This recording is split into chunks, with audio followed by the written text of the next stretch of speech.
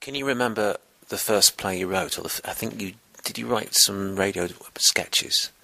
Was that the first thing you wrote? And can you remember that first occasion when you tried to put pen to paper? Yeah, it's Albert Sawyer, the maths teacher, who encouraged me to write some things for Radio Sheffield, and I think I was about 15. I think even before then I'd written a play when I was 11.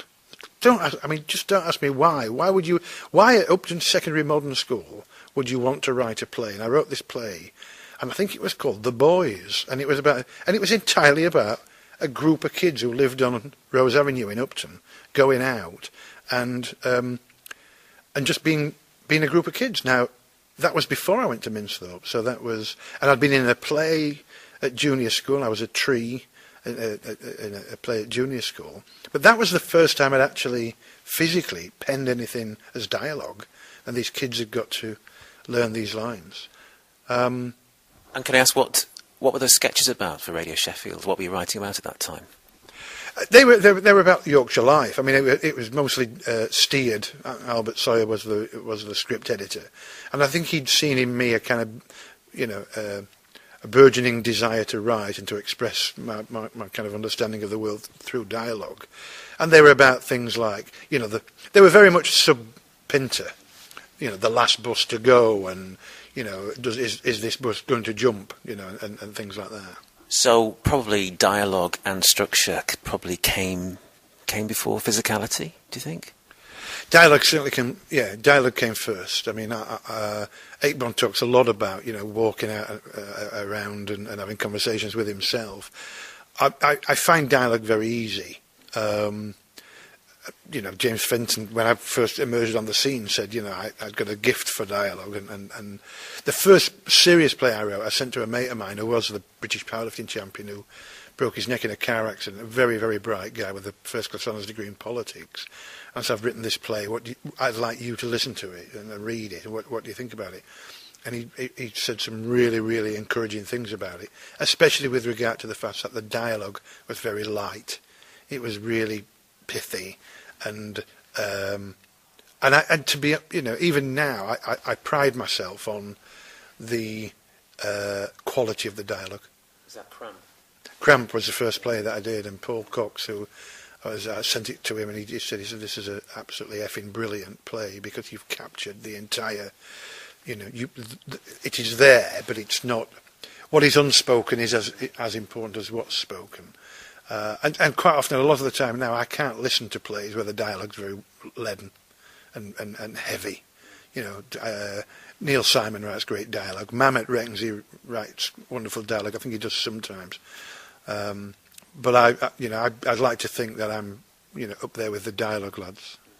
So Cramp predates Bouncers, but there's also something in between. I read about an experience. You went to Bretton Hall as a student at Minthorpe, and you saw Pinter play The Birthday Party, and that led to an early version of what later became Bouncers. And is that after Cramp we're talking about? And can you tell us a bit about that experience and what inspired you about that, about Pinter at that time?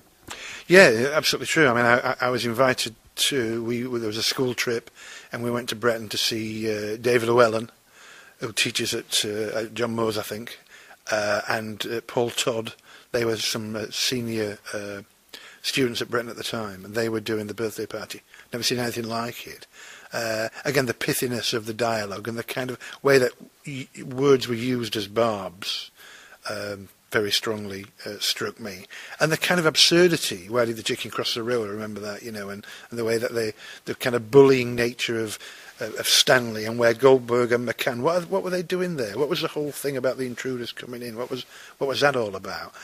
And I think actually that, thinking about it now, that kind of must have been a prime mover on the first Bouncers that I did.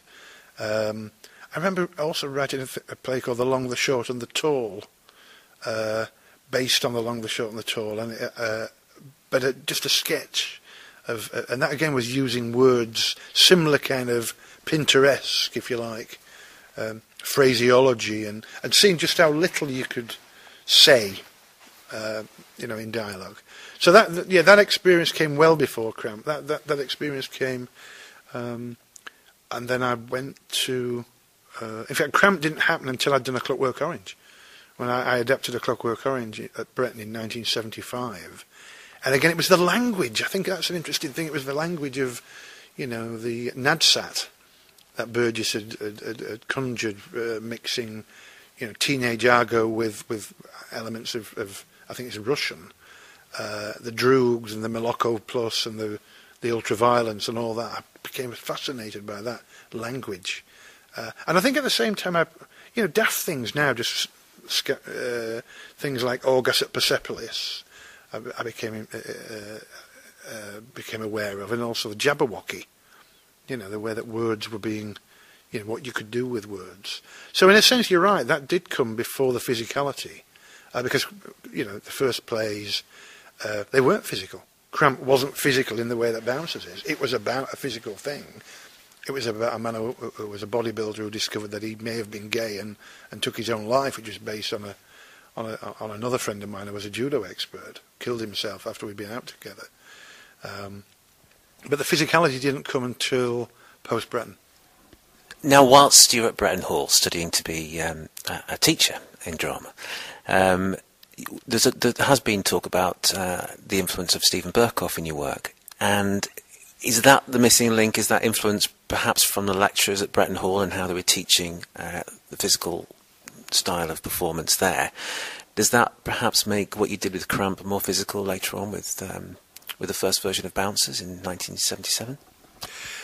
Burkoff thing's interesting. I'm a big fan of Burkoff. I never actually saw any of Burkoff's work. I remember we used to read Plays and Players avidly when it came out on a monthly basis because you wanted to eat theatre. I remember when I was at Bretton very clearly seeing an article about Burkoff called "The Punk Playwright" in the Sunday Times magazine, where he said he gets up every morning and goes to the gym and then he writes, and that clearly struck a chord with me. We didn't actually do any physical theatre work on Burkoff at that time. It was too new. Bearing in mind I went to Bretton in 74 and left in 78. What we did endless improvisations. I think, and the Clockwork Orange happened in Bretton in 1977. And I think somewhere along the way I'd picked up a kind of gestural style that we used in A Clockwork Orange, but I think that wasn't. It may have come from dance in the college, but it certainly wasn't. It wasn't informed by studying Burkoff plays at Bretton. It had emerged through maybe some improvisation work, or maybe even to do with the limitation of the body. What you could achieve with the three-dimensionality of the body, but. It is interesting looking back on that and thinking, I was aware that was happening, and then going to Edinburgh.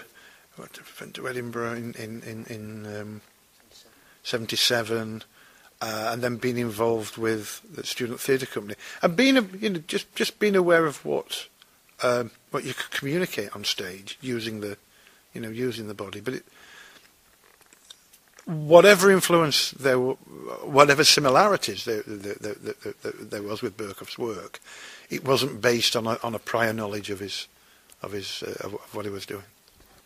We've just been talking about Bouncers, and that particular play and plays like Teachers from the early 80s to the later 80s, very much the actor at the centre of the work, and as things perhaps became more physical, how do you see the actor in terms of your work, and how important are they to the development of the work and actually what the work does for an audience? It's a good question. I think, if anything, that the Bretton experience put me in the position where the actor was central to the whole thing, and in a way, interestingly, over time, the theatre has become kind of director's theatre in the sense that there's the signature of the director, certainly in terms of wanting to make a career out of being a director, become quite fashionable. Of course, writing is significant and important in theatre, but the writer's sat at home watching Newsnight while the actors are out there saying his words every night. I think there was something about improvisation which meant that. I understood what an actor could get away with and what they could achieve. That, I think, has been very central to the work. One of the things also, I think, if we turn about bouncers, has become quite clear to me, is that I actually got claustrophobic when I was watching plays set in a room. There was something really, really middle class and tired, and I remember reading all kinds of stuff to justify this feeling later on about where Piscator had said, we can fly around the world in 8 hours. Why should we look at one set for 3 hours? So the whole nature of making the audience's imagination work was something that I became very interested in. This is also an experience I had at two places, at Bradford Theatre in the Mill. One was watching the Pip Simmons Company in 1974, doing a play called Dream of a Ridiculous Man, which was very, very physical, a very physical piece of work. And then later on seeing Shared Experience do their Gothic horror, no, Arabian Nights it was, when that was pure storytelling. No lights, no costume, no set, just pure, storytelling in a space. And those things, they stayed with me 30 odd years later. Has been very potent kind of theatrical moments. And all those things, I think, went into Bouncers. And I think also what went into it was vibrancy of the night out and the physicality, the kind of energy of the night. And also the physical energy of the bouncers themselves, who would spend all day training, whether it's weightlifting or martial arts or whatever, just preening themselves and pumping up this body image. And then for it to be completely redundant of the evening, because they just stood on a door and all the women are passing them and there's nothing they can do about it. And it seemed to be a pointless act of self-preservation. Because all the kids who are coming into the club, they are full of energy as well, and the expectation and the, if you like, the almost the Saturday night, Sunday morningness of bouncers, the end of the long week. What do? You got all this pent up energy and frustration, and what do? You put it in a little black box, turn the lights off, put the music up loud, and it becomes a sweat box. And in a way, the youthfulness of my feelings at that time created Bouncers. I don't think I could write Bouncers now. I think I know too much about structure. I think I know too much about, because it's a very raw piece of work. It's a very energised piece of work, but it's also fairly unsophisticated in places. That's not to say it's not effective and utterly compelling and very, very disarming.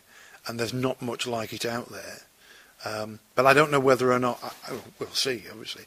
I don't know whether or not I could write that Bouncers now, because I think I know, I'm too, in a sense, too knowing about what theatre can and cannot achieve.